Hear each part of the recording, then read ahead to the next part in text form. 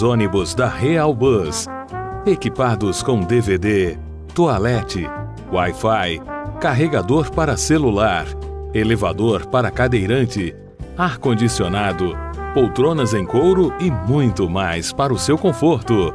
Viaje com segurança e pontualidade em novos horários. Real Bus, transportando vidas e sonhos. Olá, telespectador, internauta do Opção para a Vida. Que alegria nos reencontrarmos nessa manhã de sexta-feira, hoje 12 de agosto, Dia Nacional das Artes. Parabenizamos a todos os profissionais que trabalham com artes. Estamos também na antevéspera do Dia dos Pais. No próximo domingo, segundo domingo de agosto, celebra-se o Dia dos Pais e eu acredito que muitos filhos, num gesto de reconhecimento pelo que o seu pai representa para você, já está preparando uma simples lembrança para o seu pai. Eu espero que o maior presente que você possa dar ao seu pai nesse Dia dos Pais seria do seu pai ter orgulho do filho que tem, obediente, submisso, subserviente, aquele filho que realmente procura sempre fazer e agradar ao seu pai. E eu acredito que muitos pais se sentirão orgulhosos pelo seu presente maior, que é a alegria que você tem dado todos os dias, do que as tristezas e as lágrimas que muitos pais derramam por seus filhos, às vezes estarem vivendo envolvido com drogas, e alguns até já vieram a óbito por conta da dependência química. Então, o maior presente que você deve dar ao seu pai é ser aquele filho realmente que é submisso, obediente e respeita o seu pai. Porque muitos filhos hoje há que não têm a menor consideração para com aquele que lhe gerou.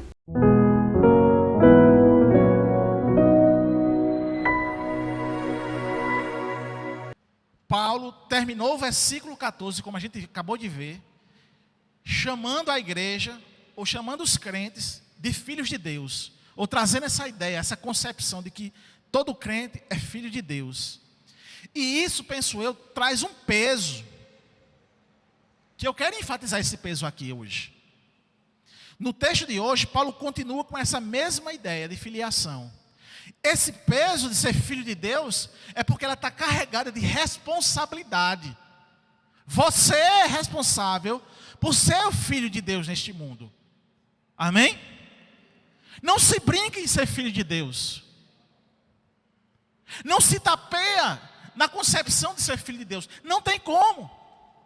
Então, numa análise, como uma carta como essa, um texto como esse, fica muito claro. Ou você é filho de Deus, ou você nunca conheceu Deus. E pelo contrário, você é filho da desobediência. Você continua sendo escravo do pecado. Você continua sendo amante do mundo. Vejamos o versículo 15 do texto de hoje. Porque não recebeste o espírito de escravidão. Se tu nasceu de novo, tu não tem mais o espírito de escravidão. Você foi liberto do poder do pecado e de Satanás.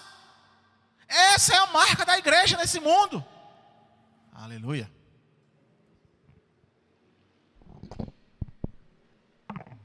Amém. É essa a marca da igreja. O espírito de escravidão, ele foi expulso, ele foi retirado. Quem habita agora em você é o Espírito Santo. Então não tem lógica. A igreja, ela vai continuar sendo santa. Você pode querer trazer uma espécie de ideia progressista para a igreja. Ah, não, vamos aceitar e tal, a minoria, esse discurso todo. Mas pecado é pecado. E na concepção das Escrituras está revelado. A igreja, ou o ajuntamento de pessoas, pode ter todo tipo de pessoa. Pecadores, pessoas que são viciadas e tal. Não, venham, não tem problema não. Tem sim, porque mesmo que você esteja plantado em um banco, no hall de membros de uma igreja, mas você jamais entrará no reino dos céus. Porque lá não entra pecado definitivamente. Não sou eu que estou dizendo, é as Escrituras que dizem. Deus é santo e requer de cada um de nós santidade.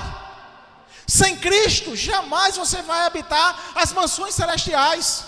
Sem Cristo, jamais você terá a experiência de novo nascimento.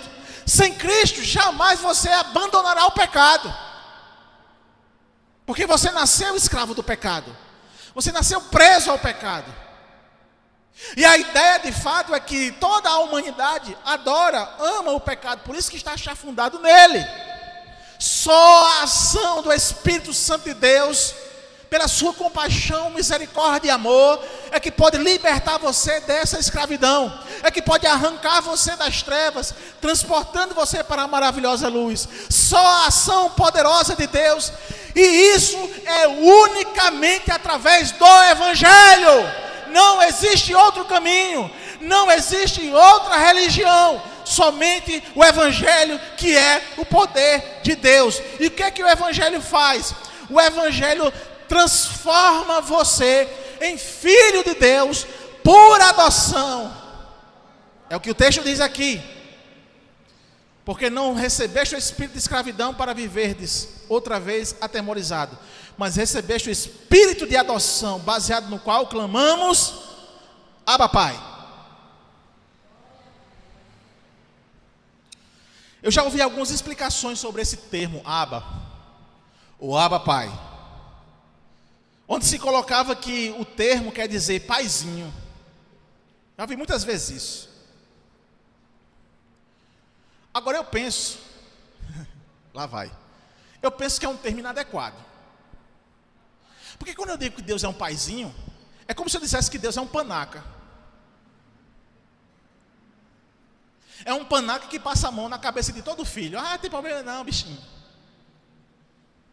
E o texto em si, o termo Abba, ele se perdeu ao longo do tempo.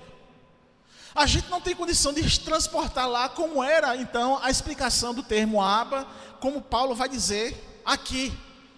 Mas o que eu posso então entender, baseado então em alguns comentaristas, é que há de fato uma associação, um relacionamento mais profundo com Deus.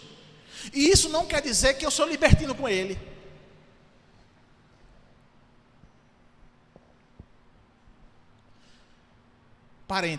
Um parêntese. Meu pai e minha mãe viveram muitos anos no Rio de Janeiro. Eu tenho mais 6 irmãos, um falecido. Sou o 7º, sou o último, sou a raspa do tacho. Todos os meus irmãos nasceram no Rio de Janeiro, mas por causa da violência, meu pai retorna à Paraíba, e eu nasço e me chamam de Paraíba pro derradeiro. Aí quando eu chamava mãe e pai, mamãe reclamava comigo. Chama assim não.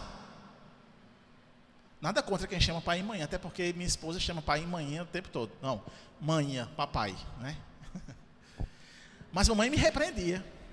Não chama assim não. Eu não sou seu parceiro. E aí depois eu entendi lá na frente o que é isso. É porque eu tinha que ter respeito ao meu pai e minha mãe. E aquela forma de repreender, eu entendi que era o amor deles para comigo. Então tão bom de que, ai paizinho com Deus. Que ideia é essa? Há uma intimidade, mas não é pela expressão. Essa intimidade é dada pelo Espírito, que faz com que você seja filho de Deus. Amém? Essa expressão então me parece verdadeira, que Deus, né, ele para com o crente, ele tem essa relação aprofundada para com o crente. Então Deus estende o seu infinito e eterno amor para com o crente. Então a expressão Abba Pai, a ideia é essa, é que Deus, ele expressa então esse sentimento terno de amor para com o crente.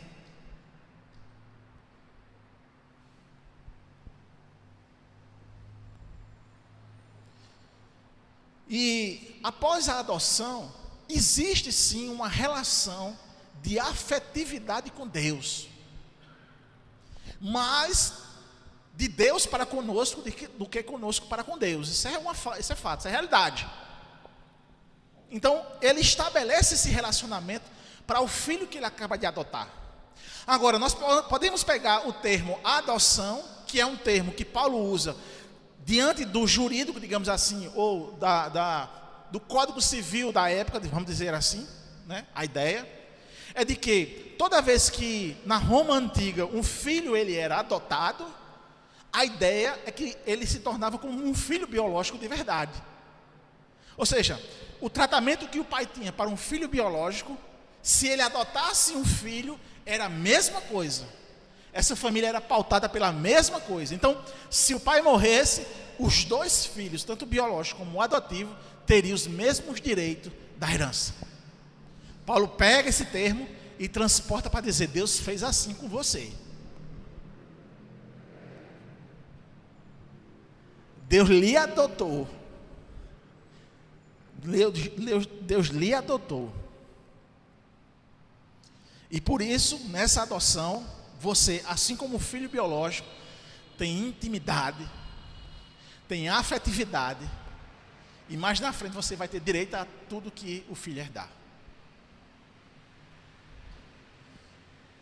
No verso 16, existe uma bendita certeza.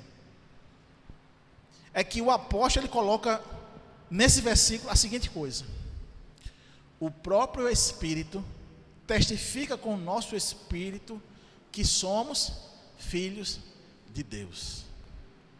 É uma sinergia, é um trabalho sinérgico. O Espírito Santo, amém, irmãos? O Espírito Santo, o Espírito de Deus, testifica no seu espírito. É para a gente não achar, viu?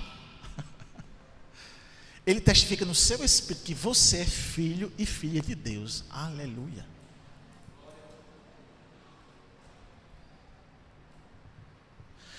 A ideia é que assim, mesmo que a sua mente caída, esquecida, doente, queira inclinar para o outro lado, o Espírito: eita, mas você é meu filho. Mesmo que a sua mente seja golpeada pela contaminação do pecado, ao ponto de fazer você cair no pecado, o Espírito Santo diz: epa, você é filho de Deus. Você não faz mais parte disso. Eu já tirei você daí.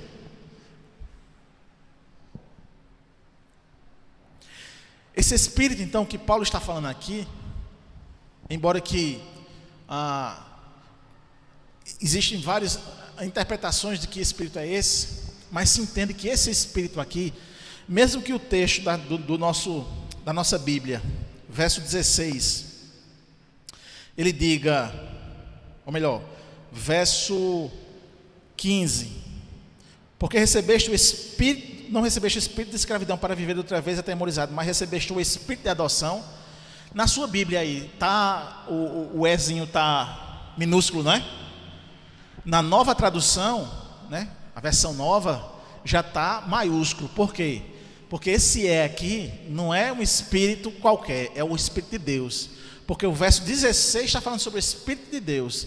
E se é o Espírito de Deus que testifica com o nosso espírito, então o Espírito de adoção é o Espírito de Deus. Então, essa versão, não é que a Bíblia está errada, é a versão aqui que se equivocou em colocar um E minúsculo, para dizer que é qualquer espírito. Esse espírito aqui é o Espírito de Deus, tanto o verso 15 como o verso 16. E o que é que Paulo está afirmando aqui? Ele está afirmando que o Espírito que fez a obra é o Espírito Santo. É o mesmo Espírito que fez a obra da conversão na vida do homem. É o mesmo que vai testificar com o Espírito do homem que ele nasceu de novo, que ele é salvo, que ele é assim então um filho de Deus. Então entendamos que o Espírito Santo, ele instrumentaliza, ele diz, ele atesta no meu e no seu espírito que somos filhos de Deus. E isso não procede de nós mesmos, mas é assegurado pelo Espírito de Deus. Por isso, não existe dúvida. Não existe dúvida. Se fosse produzida por nós, teria dúvida. Mas, pelo fato de ser produzido pelo próprio Espírito de Deus, não há dúvida. Ou a ideia é: igreja, não tem como duvidar da salvação em Cristo Jesus. Porque mesmo que o seu espírito duvide, mas o Espírito Santo vai trabalhar para que você se convença. Aleluia. Aleluia. E isso é segurança. E isso nos dá conforto e consolo. E isso me faz entender porque os mártires, eles não negavam. Isso me faz convencer de que quando os mártires eram colocados nas sessões de tortura, à beira da morte, eles não negavam. Porque não tinha condição de negar tão grande salvação. Porque não tinha como negar essa verdade, porque era o Espírito Santo que estava convencendo que aquilo era verdade. Era o próprio Deus convencendo você. Por isso, a segurança de você, ou que você está em Cristo, não vem de você, vem do Espírito. E isso nos conforta. É a ideia de que o sangue pode dar na canela, mas você não vai negar a Cristo. Porque você já é dele. Você já é filho de Deus. Amém, irmãos? É a ideia de Paulo. Essa segurança não está em nós mesmos, está em Cristo Jesus. E como eu expliquei antes, né, sobre a ideia romana de adoção de filhos, que Paulo vai usar para ilustração dessa segurança de adoção, né, a segurança da adoção de Deus, no versículo 17, ele continua a esclarecer quando diz: ora, se somos filhos, somos também herdeiros, herdeiros de Deus e co-herdeiros com Cristo. Se com ele sofremos, também com ele seremos glorificados. Ou seja, se Deus nos adotou como filhos, passamos a ter o direito. Lembra lá? Filho biológico tem todo o direito civil, não é? Na sociedade, o pai, da herança. Se o pai adotou aquele menino ali, mesmo sem ser filho biológico, mas ele adotou, ele passa a ser como filho biológico, tem todo o direito à herança. Paulo pega essa ideia e vai dizer: olha, nós como crentes somos herdeiros também, porque Deus nos adotou. Então eu sou co-herdeiro com o filho legítimo. Aleluia, aleluia. Eu sou co-herdeiro com Cristo Jesus, o filho legítimo, porque Deus me adotou. Então eu sou considerado filho. Está de papel passado, não tem quem tire. O nome já foi escrito no livro da vida. Aleluia, aleluia. E quando o justo juiz pegar aquele livro, vai lá, está o teu nome. Aleluia. Vamos herdar tudo aquilo que o filho vai herdar. Co-herdeiros com Cristo. Aleluia. Dá vontade de marchar. Meus irmãos, vamos concluir essa noite.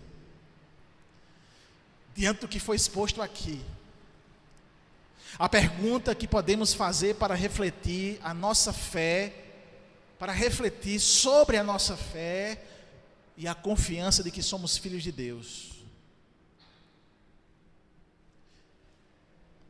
O questionamento é: será que estamos vivendo assim? É um questionamento bem legítimo para nós. Será que eu estou vivendo essa realidade que Paulo aqui acabou de revelar para nós? O que eu quero dizer a você também é o seguinte: baseado nesse questionamento, eu suscito outro questionamento. Será que nós estamos experimentando a paternidade de Deus nos momentos bons e nos momentos ruins? O que Paulo nos ensinou aqui é que somos filhos de Deus. Isso significa que podemos clamar a Ele, pedir, suplicar por nossas necessidades, por aquilo que eu quero, e como um bom pai, Ele me concederá. Mas o fato é que ter essa certeza precisa ser expressa no nosso viver. Você sente falta de falar com Ele? Você sente falta de estar na presença dEle? Você sente falta do afago de Deus na sua vida? Se você sente essa falta, é uma boa notícia, porque Ele está disposto a fazer isso. Mas isso te diz uma coisa: filho e filha minha, você está devendo muita coisa, você deveria ter uma vida superlativa na minha presença, mas porque você é negligente, você não está experimentando. E é como um filho que está longe do pai.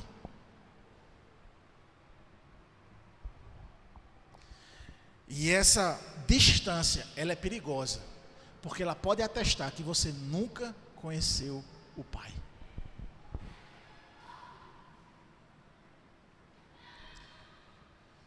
Como eu já tenho ensinado aqui, as religiões, elas nos oferecem um quadro de regras e ritos que devemos seguir.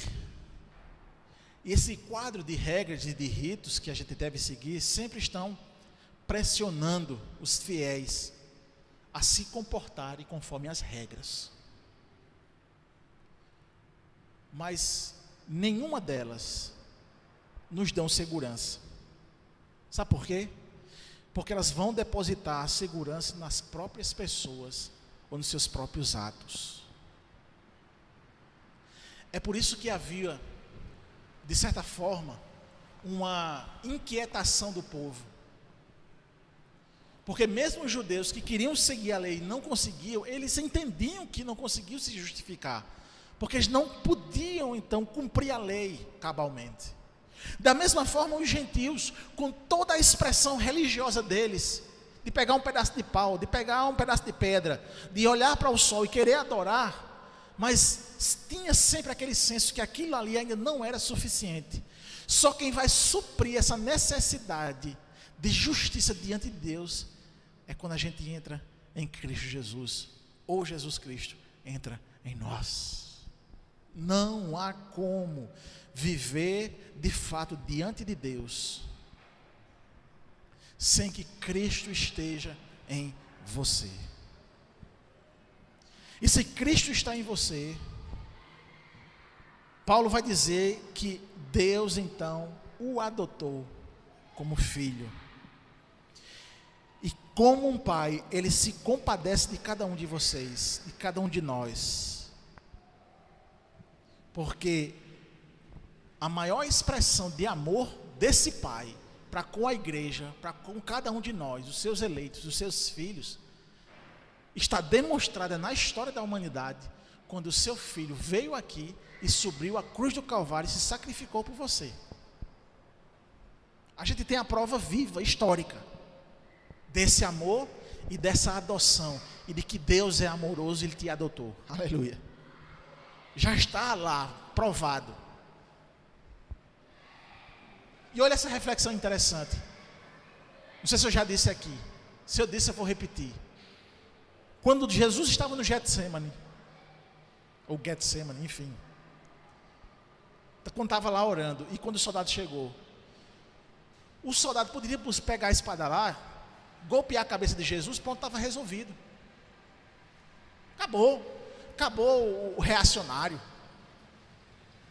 acabou o que estava trazendo problema, dizendo que era o rei dos judeus, pronto, estava encerrado aqui. Por que não aconteceu isso? Por que não aconteceu ali?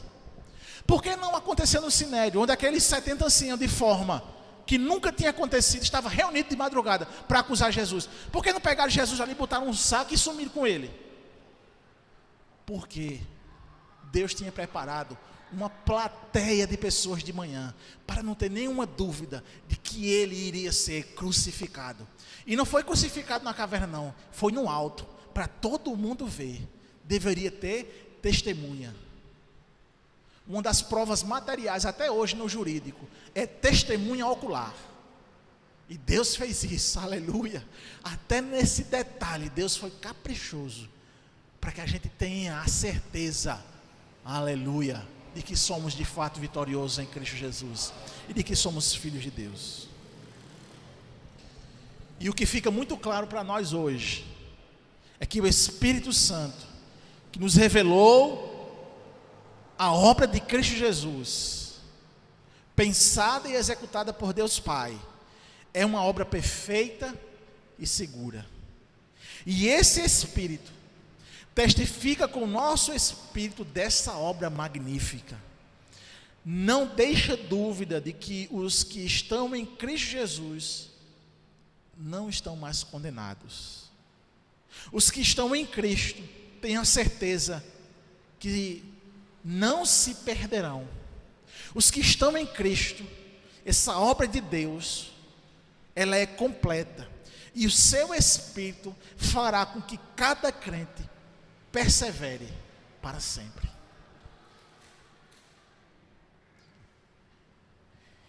Irmãos, saber que podemos afirmar isso, para mim, é motivo de consolo, de regozijo, de alegria. Não é convicção do meu coração, mas é produzido no meu coração pela ação do Espírito e da revelação das Escrituras. Por isso testifica com o meu espírito. E a importância então da intimidade com Deus, que eu e você precisamos desenvolver todos os dias, nos levará a entender o que é isso, de forma mais profunda, mais íntima, mais apaixonante, e fará com que a sua vida, irmãos, reflita numa vida de obra, de voluntariedade, de amor, de paixão, de abandono do pecado, de preocupação com as coisas de Deus.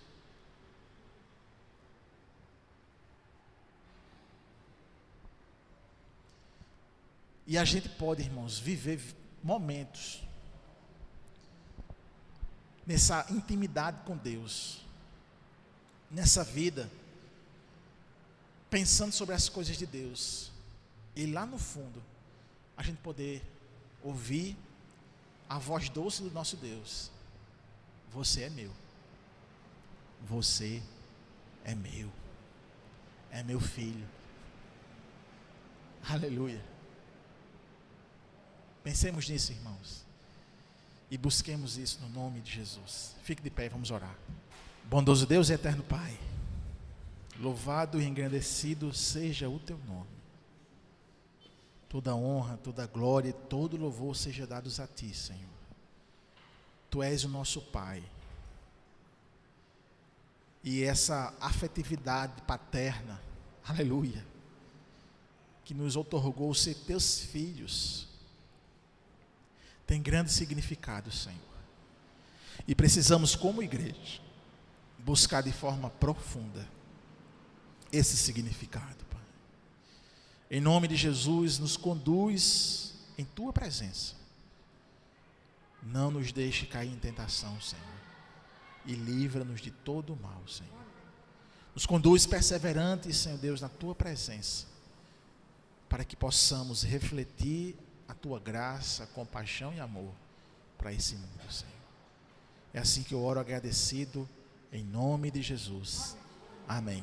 Espero que você, internauta, telespectador, compreenda o motivo por que nós temos que fazer esta interrupção. Não esqueça, vá à igreja mais próxima da sua casa. Nesse domingo, se você quiser nos prestigiar, nos honrar com a sua visita, lembre-se que domingo será o Dia dos Pais. Nós teremos escola dominical às 9 horas da manhã, à noite às 18 horas, culto divino, em que nós estaremos também celebrando uma homenagem a todos os pais. E nas terças-feiras você tem um encontro marcado para um momento de oração com a sua família. Os nossos cultos têm sido uma bênção, testemunhos de milagres que Deus tem operado no seio de muitas famílias. Às quintas-feiras nós temos estudo bíblico. Você está cordialmente convidado para participar conosco do estudo sobre a carta de Paulo aos Romanos.